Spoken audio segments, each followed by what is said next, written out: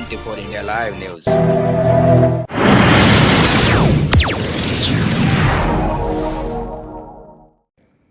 नमस्कार, मी डॉक्टर मिलिंद पांडुरंग माने, भारतीय जनता पार्टी उत्तर नागपुर विधानसभा क्षेत्र से उम्मीदवार।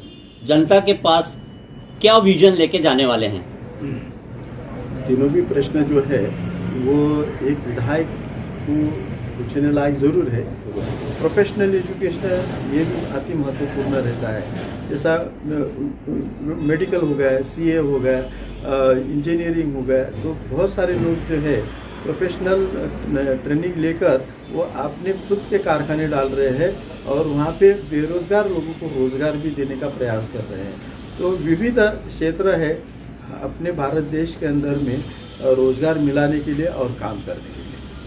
सर, आप 35 साल पहले से काम कर रहे हैं। कुछ पेशेंट जो होते गरीब आपके पास दवाखाने में आते थे, आप उनको दवा फ्री में दे देते, तो आप वहाँ से ज़्यादा प्रसिद्धि होकर आप नगर सेवक भी बने, बाद में आमदार बने, तो कैसा जानकारी है आपका? खास करके कैसा है, एजुकेशन लिया हुआ व्यक्ति हूँ, तो दवाखाना मैंने हॉस्पिटल भी डाला और दवाखाना भी मैंने चलाया। इस एरिया में मैं सिकल सेल के रोगियों के लिए काम करता हूँ। ये सिकल सेल बीमारी जो है अनुसूचित जाति और जनजाति में बड़े प्रमाण के अंदर में भंडारा, विंध्या, गढ़चिरौली, चंद्रपुर, नागपुर, ये 5 जिलों के अंदर में पाई जाती है। बल्कि सिकल सेल की राजधानी ये 5 जिले हैं। तो ये जो गरीब लोग हैं सिकल सेल के बार बार बीमार गिरते हैं और बार बार दवाखाना आना पड़ता था उनको। तो उनकी कितना भी अच्छा आदमी रहे, सिकल सेल का रुग्ण यदि उनके घर में एक रुग्ण है तो उनका पूरा इकोनॉमिकल प्लानिंग जो है वो सब वो बच्चे के पीछे या पेशेंट के पीछे खर्चा होता है। तो बार बार दवाखाने में आने के बाद में बहुत बार उनके पास में कभी पैसे रहते हैं, नहीं रहते हैं। तो ऐसे वक्त जान बचाना ये हमारी प्रायोरिटी रहती है। जान बचने के बाद में पैसे है तो ठीक है, नहीं है तो भी ठीक है, ऐसा कुछ नहीं। कहीं ये उत्तर नागपुर में रहने वाले झुग्गी झोपड़ी वाले, उनको ट्रीटमेंट की आवश्यकता होती है, अच्छे डॉक्टर की आवश्यकता होती है, लेकिन उस अनुपात में उनके पास में पैसा नहीं होता है। तो मैं एक स्वयं गरीबी से उठकर आया हुआ व्यक्ति हूँ। यानी मेरे जीवन में तो ऐसे भी प्रसंग आए कि मुझे रास्ते पे भीख भी मांगना पड़ा। तो गरीबी क्या चीज़ होती है, एक यानी खाने के लिए नहीं मिलने के बाद में एक गरीब की परिस्थिति क्या होती है, ये खुद हमने अनुभव किया है। तो हम जब हमारे पुराने दिनों के अंदर में जाते हैं, जब हमारे भी बीमारी के लिए हमारे पिताजी के पास में पैसा नहीं हुआ करता था, तो हमारे परिवार के अंदर में क्या स्थिति होती थी, हमारी क्या हालत होती थी, ये हमें अच्छी तरह से मालूम है। इसलिए बाबा साहब अम्बेडकर की कृपा से आरक्षण मिलने के बाद में मुझे मेडिकल कॉलेज में दाखिला मिला, मैं डॉक्टर बना, MBBS हुआ और होने के बाद में मुझे रुग्णों की सेवा करना ये मन से आता है। दुख जो रहता है ये सबसे बड़ी बात रहती है। दुख के अंदर में जो गरीब इंसान रहता है तो उसके आर्थिक परिस्थिति को कभी बीमारी से कैलकुलेट नहीं मैं करता था। तो जितना बने उसको द बेस्ट ट्रीटमेंट देना, साथ में कभी पैसे नहीं रहे तो दवाई के लिए पैसे देना, कभी कभी बिल रहा तो ठीक है। अतिक्रमण भी कर रहे थे, ये सरदार जी ने बहुत बड़े क्रेन्स वगैरह वहाँ पे रखी थी, लेकिन वो अतिक्रमण भी हमें निकालने के लिए बड़ा प्रयास हुआ, लेकिन हमने निकाल दिया। और उसके बाद में मैंने 2 करोड़ 11 लाख रुपए वो आवड़े बाबू स्मारक बनाने के लिए 2 मंजिल बिल्डिंग बनाने के लिए दिया और बिल्डिंग भी बनी। बिल्डिंग बनाने के बाद में मैं 2019 के अंदर में चुनाव हार गया, तो वो केवल बिल्डिंग बनी। आखिरी का छोटा सा कार्य बचा था 10-15 लाख का, जो वाल कंपाउंड और समाज भवन के परिसर में गट्टू लगाने का काम, तो और बाबू हरिदास आवले जी का हाफ बस पुतला बनाने का काम उतना रहा था और कुछ सौंदर्यीकरण का काम रहा था। तो उसके लिए लगभग क्या 15-20 लाख रुपए या 50 लाख के आसपास के अंदर का वो काम था। वो हम विधायक नहीं रहे तो वो काम के लिए प्रतिष्ठान के लोग नितिन राउत जी के पास में गए, उन्होंने कुछ वाल कंपाउंड का निधि सैंक्शन किया और कुछ सौंदर्यीकरण का निधि सैंक्शन किया। वो काम चल ही रहा है। तो एक्चुअली समाज भवन की जगह हमने मिलाई, समाज भवन हमने बांधा, केवल उन्होंने वाल कंपाउंड बांधा। यानी अभी कैसा है कि बच्चा जो है ना, तो सब हमने लालन पोषण किया, केवल बच्चों को उन्होंने चड्डी क्या पहना दिए और वो बच्चा बोले कि हमारा है, हम देखभाल कर रहे हैं, ऐसी वाली बात। और उनके जो कार्यकर्ता जो है वो कार्यकर्ताओं ने झूठा यानी आवळे बाबू प्रतिष्ठान का एक ऑर्गेनाइजेशन ऐसा बना दिया, रियल प्रतिष्ठान के लोगों को बाजू में रखा और उन लोगों ने नितिन राउत को पकड़ के वो जगह हथियाने का प्रयास किया कि भैया ये अभी हमारे नाम पर करो करके। तो नितिन राउत साहब ने उसका पूरा काम भी नहीं हुआ, तो उन्होंने उसको लोकार्पित किया और मूल प्रतिष्ठान जिन्होंने मांग की थी उनको देना चाहिए था, उनको उन्होंने बाहर रखा।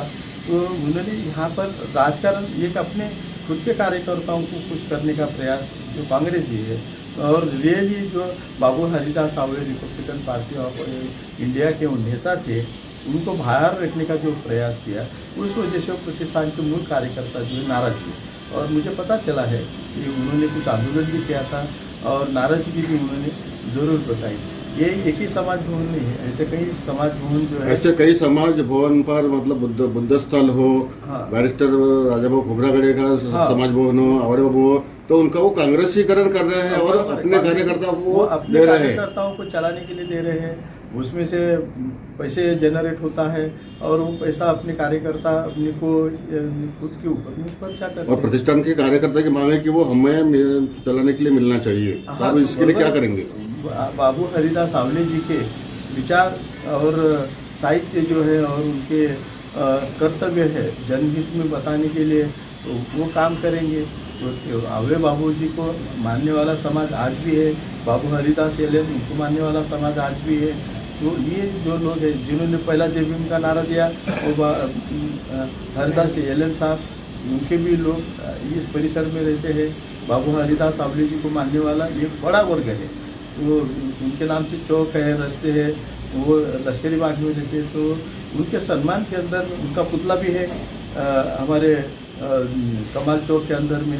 तो ये सभी जो बातें उनको मानने वाला वर्ग है, तो उनको उनका ये छीन कर दूसरे को देना वो उचित बात है। वो कांग्रेसी लोग संविधान बदल देंगे ऐसा कर सकते हैं, तो हमारे जो मतदाताओं को जो सही में बटे हुए हैं, कांग्रेस को हिंदू लोग वोट करते हैं, तो उनको एकत्रित करने के लिए हमारे साथ सामने भी कोई स्लोगन होना चाहिए ना कि हमारे मत जो है इकट्ठा रहने के। राजनीति के अंदर में वो सीधी बात है कि वो यानी ये स्लोगन देकर हमारे जो वोट है वो एक साथ रहे, हमारे पक्ष को मिले, भारतीय जनता पार्टी को मिले, हिंदुत्ववादी विचारधारा को मिले और हिंदू राष्ट्र की भावना रखने वालों को मिले।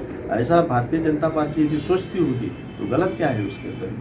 तो कांग्रेस बोलती है ना कि धर्मनिरपेक्ष मतदाता हमारे साथ में रहे, हमारे साथ में मुसलमान रहे, हमारे साथ में क्रिश्चियन रहे, हमारे साथ में बौद्ध रहे, तो वो उनको वो विचारधारा से बांध के रखते हैं और ये हिंदुत्ववादी विचारधारा से बांध के रखते हैं। तो सीधी सीधी बात है ना। तो आजकल तो ये हो रहा है इस देश के अंदर में, ये दो विचारधारा जो है, ये एक धर्मनिरपेक्ष विचारधारा और एक है हिंदुत्ववादी विचारधारा। ये दोनों विचार तो राजकारण तो करने का ही है, तो जो अपनी अपनी बात रखते हैं और ये बात तो सच में है कि यदि हिंदुत्व वाले जो लोग हैं ना हमेशा बढ़ते रहे साहब, ये देश जो है ना हिंदुत्व संभालने वाले लोग इतने यानी कमज़ोर थे उस ज़माने में, तो एक सादा मुस्लिम भी आता था अपना ये घोड़ा लेके, तो भी वो राज्य करता, राजा बनता था।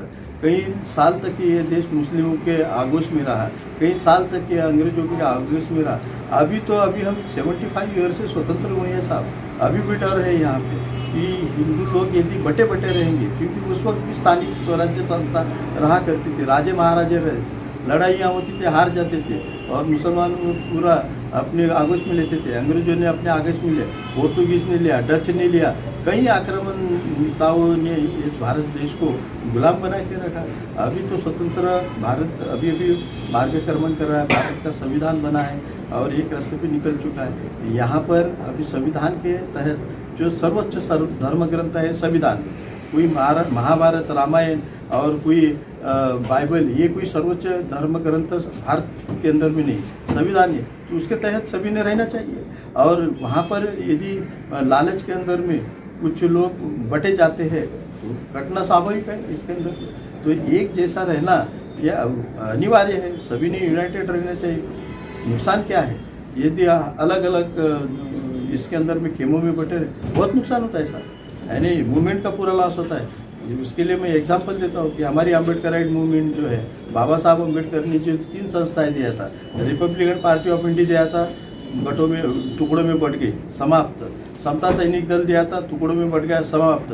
भारतीय बौद्ध महासभा दिया था, टुकड़ों में बटे, समाप्त। और अभी जो मूवमेंट जो है हमारी अम्बेडकराइट मूवमेंट, वो तितर बितर हुई, कोई दिशा ही नहीं, कौन किसके तरफ में जा रहा है। जो कांग्रेस ने बाबा साहब अम्बेडकर को यानी संसद में आने के लिए क्या अपनी संसद के दरवाजे क्या झरोके भी बंद कर डाले, ऐसे दरपोक्ति करने वाले, बाबा साहब को 2 बार चुनाव हराने वाले, बाबा साहब को घटना समिति में न जाने के लिए प्रयास करने वाले, बाबा साहब का तैल चित्र संसद में नहीं लगाने वाले, बाबा साहब को भारत रत्न नहीं देने वाले, वे लोग अभी हमारे समाज को प्यारे हो गए, कांग्रेसी प्यारे हो गए। और जो ओरिजिनल आरपीआई वाले लोग हैं, वो कांग्रेस ने सब उसको तोड़ डाला है, टुकड़े टुकड़े कर डाले।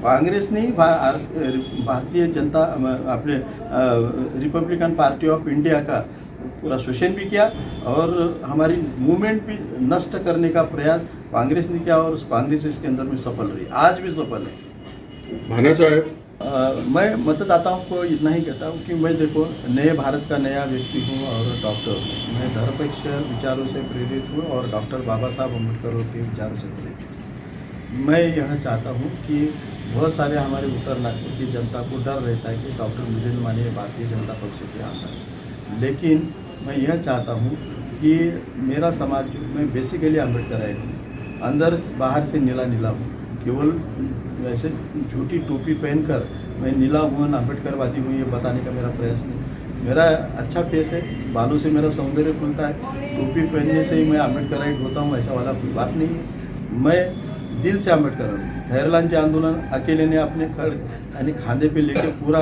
भारत भर नहीं दुनिया में फैला दिया था, तो वो क्षमता रखने वाला डॉक्टर मिलिंद माने। मैं भारतीय जनता पार्टी में ज़रूर गया, मजबूरी थी कि अपने लोगों ने मेरे को घर के बाहर हकाल दिया और दोबारा वापस भी नहीं लिया। बीएसपी के भी पास में गया टिकट मांगने के लिए, पैसे मांग रहे थे, टिकट नहीं दिया।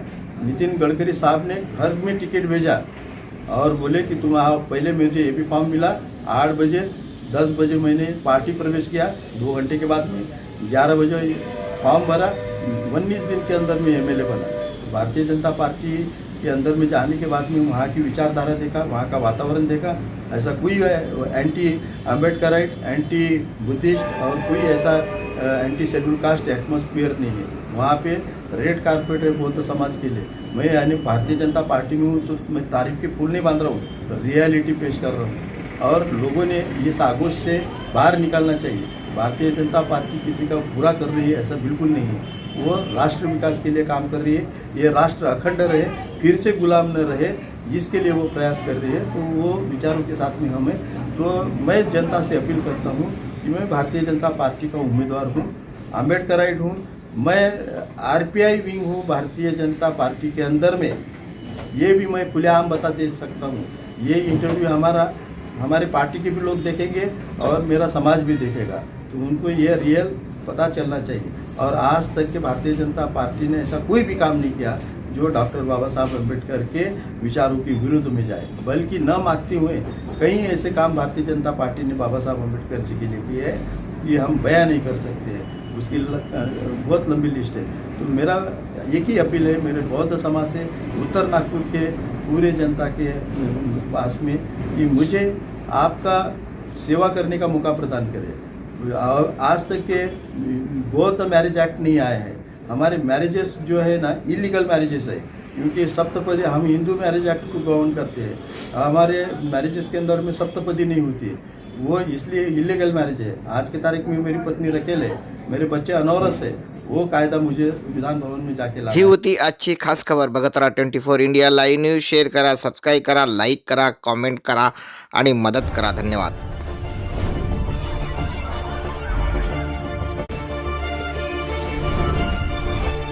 24 India Live News.